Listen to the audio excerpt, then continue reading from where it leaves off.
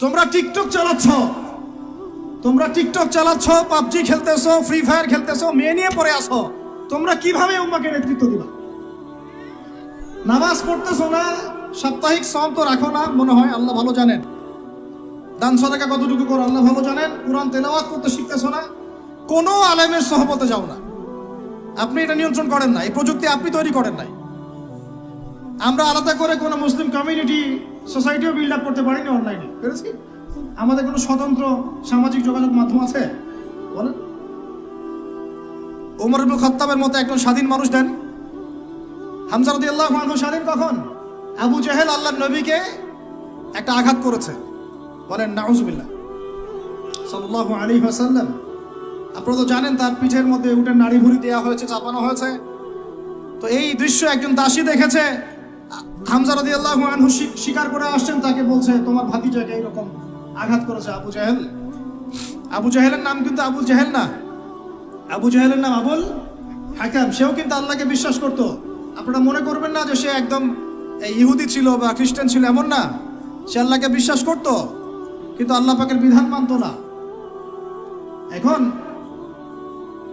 হামজা রাদিয়াল্লাহু আনহু বলছেন ওয়া ফাআলা যালিক, সে কি সত্যিই কাজ করেছে? হ্যাঁ, সত্যিই কাজ করেছে। আচ্ছা চলো দেখাও আবু জেহেল কোথায় আছে। তিনি ঘোড়া ছুটাই গেলেন কাবা ঘরের সামনে, গিয়ে বললেন যে তুমি আমার ভাতিজাকে গালি দিয়েছ, তুমি আমার ভাতিজাকে আঘাত করেছ, জেনে রাখো আমি আজকে থেকে আমার ভাতিজার দিনের উপর আছি। এই কথা বলার সাথে সাথে তার উপর আক্রমণের চেষ্টা করা হচ্ছিল। তিনি নিজে একটা ঘুষি দিয়ে আবু জেহেলের একটা দাঁত ফেলে দিলেন।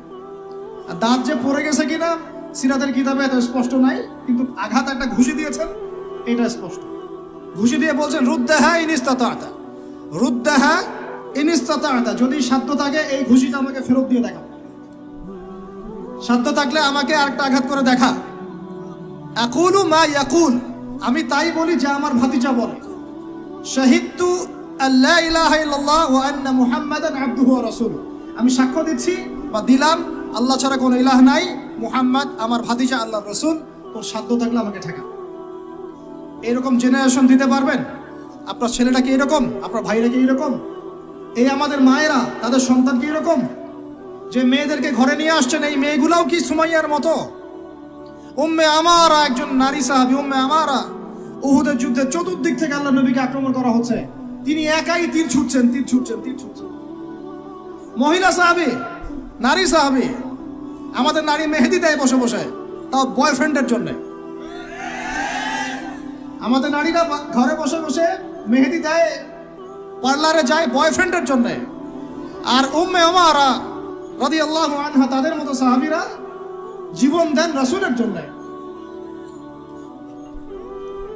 স্বাধীনতা এই যে তারা স্বাধীন, আল্লাহর দাসত্বের অধীনে তারা কাউকে পরোয়া করতেন না। তখন উম্মাহ ছিল স্বাধীন। আর কি, আর কার কয়জনের কথা বলবো আপনাদেরকে? মুসআব বিন উমাইর, বিখ্যাত সাহাবী, তরুণ সাহাবী, দায়ী মানুষ, এত দামি পারফিউম ইউজ করতেন, এটা এখনকার লাখ টাকা কোটি টাকার দাম হবে।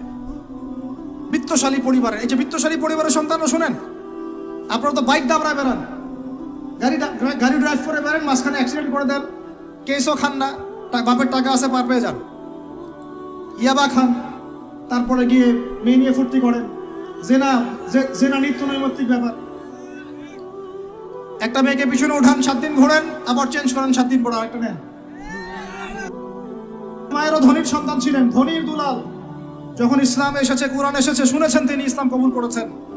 মা সম্পত্তি থেকে বঞ্চিত করেছে, তাকে চাটাইয়ের মধ্যে জড়িয়ে নিচে আগুন দেওয়া হতো, ধোঁয়া দেওয়া হতো, আযাব দেওয়া হতো পারিবারিকভাবে। তিনি যখন নবীর কাছে আসলেন, নবী তাকে বললেন তুমি মদিনায় যাও। কোথায়? মদিনায় গিয়ে দাওয়াতি কাজ কর। মদিনায় দাওয়াতি কাজ করতে লাগলেন। তার একক দাওয়াতে মদিনার 75টা পরিবার ইসলাম কবুল করেছে। এই যে মদিনায় যে ইসলামের আপনি জয় জয়কার দেখছেন, এটা মুসআব বিন উমাইর রাদিয়াল্লাহু আনহু দাওয়াতের একটা ফসল, আল্লাহ রাসূলের দোয়া। কয়টা পরিবার? এই 75 পরিবার এসে বায়াত করলেন নবীর কাছে। তারপরে নবী হিজরত করলেন মদিনা। এমনি এমনি হয়নি, এগুলো প্রেক্ষাপট। ওই মুসআব বিন উমাইর রাদিয়াল্লাহু আনহু উহুদের যুদ্ধে শহীদ হচ্ছেন, তার গায়ে তখন 50টার বেশি তরবারের আঘাত আছে। কয়টা বেশি? তার মাকবারা ওখানেই আছে, দেখে আসেন। তিনি স্বাধীন। ওই ময়দানে যারা সেদিন ছিলেন, ওই শনিবার সকাল 10টা থেকে, ওটা তো শাওয়াল মাসের, তাই না? শাওয়াল না, রমজানে পড়ে শাওয়াল, শাওয়াল মাসেই যুদ্ধ হয়েছে।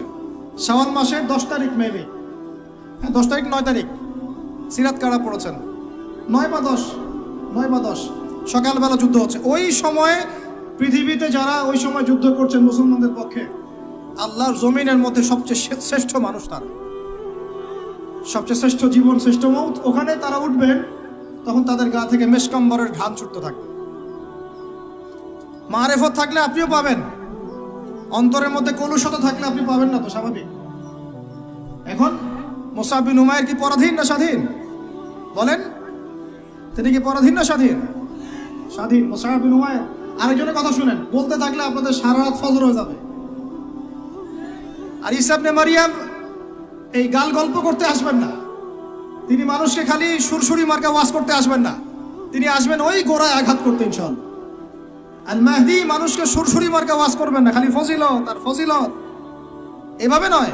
তিনি আসবেন দাওয়াতের মিশন নিয়ে, উম্মাহকে ঐক্যবদ্ধ করবেন, কুফারদের সাথে মুসলমানদের একদম সশস্ত্র যুদ্ধ হবে, তারপরে এদের একটা একটা করে খুঁজে বের করে মারা হবে ইনশাআল্লাহ। আল্লাহর কসম করে বলতেছি, আমাদের একটা মুসলিম ভাইয়ের রক্ত বৃথা যাবে না, একজন শিশুর রক্ত বৃথা যাবে না ইনশাআল্লাহ। একজন বোনের ইজ্জতের মূল্য ওদেরকে দিতে হবে ইনশাআল্লাহ। এই যে বিগত 1.5 মাসে তোমরা 19,600 জনকে হত্যা করেছো, একটা একটা করে হিসাব আমরা নিব ইনশাআল্লাহ। 1914 সাল থেকে 2023 পর্যন্ত প্রায় 3.5 লক্ষ মানুষকে হত্যা করা হয়েছে, এর হিসেব ওরা দিবে ইনশাআল্লাহ। এর হিসেব আমরা নিব ইনশাআল্লাহ। আমরা ছাড়বো না ইনশাআল্লাহ। এই ফিলিস্তিন আমরা ছাড়বো না, এই জেরুজালেমও ছাড়বো না। আর মনে রাখেন, আমাদের এখানে কি হবে তারপরও আল্লাহ পাক করবেন না। আল্লাহ পাক জানেন কোন জায়গা থেকে দিন কায়েম করতে হবে। ঈসা ইবনে মারিয়াম 40 বছর ওই তখ্ত থেকে, ওই সিংহাসন থেকে পুরো বিশ্বটাকে শাসন করবে ইনশাআল্লাহ। আপনারা আঞ্চলিক রাজনীতি নিয়ে পড়ে আছেন, থাকেন, আমি বিশ্ব রাজনীতি নিয়ে কথা বলছি। আঞ্চলিক পলিটিক্স নিয়ে আমার কোনো আগ্রহ নাই, কারণ আমি জানি এই পুরো সাবকন্টিনেন্ট শাসন করবে ঈসা আলাইহিস সালাম। যদি আমরা তার পক্ষের লোক হয়ে যাই, তাহলে আমরা ইজ্জত সম্মান পাবো ইনশাআল্লাহ। আর যদি আমরা তার বিপক্ষে চলে যাই, দেখবেন জিল্লতি আর জিল্লতি নেমে আসবে, আল্লাহ মাফ করুন। এখন শুনেন, ইবনুল খাত্তাব স্বাধীন এইখানে, হামজা রাদিয়াল্লাহু আনহু স্বীকার করে আসছেন। যুবক ভাই আপনি শুনেন, এই যে ওমরের কথা বললাম, এরকম একটা ছেলে আমাকে দিতে পারবেন ঘর থেকে, প্রত্যেকটা ঘর থেকে পারবেন? সাহস আছে খালি বলবে যে আমি রাত দিন যেমন আল্লাহ আলাদা করে দেন, আমি সত্য মিথ্যা আলাদা করে দেবো, পারবে? তোমরা টিকটক চালাচ্ছ, পাবজি খেলতেছো, ফ্রি ফায়ার খেলতেছো, মেয়ে নিয়ে পড়ে আসো, তোমরা কিভাবে উম্মাহকে নেতৃত্ব দিবা? নামাজ পড়তেছো না, সাপ্তাহিক সওয়াব তো রাখো না মনে হয়, আল্লাহ ভালো জানেন। দান সাদাকা কতটুকু করো আল্লাহ ভালো জানেন। কুরআন তেলাওয়াত করতে শিখতেছো না, কোনো আলেমের সোহবতে যাও না।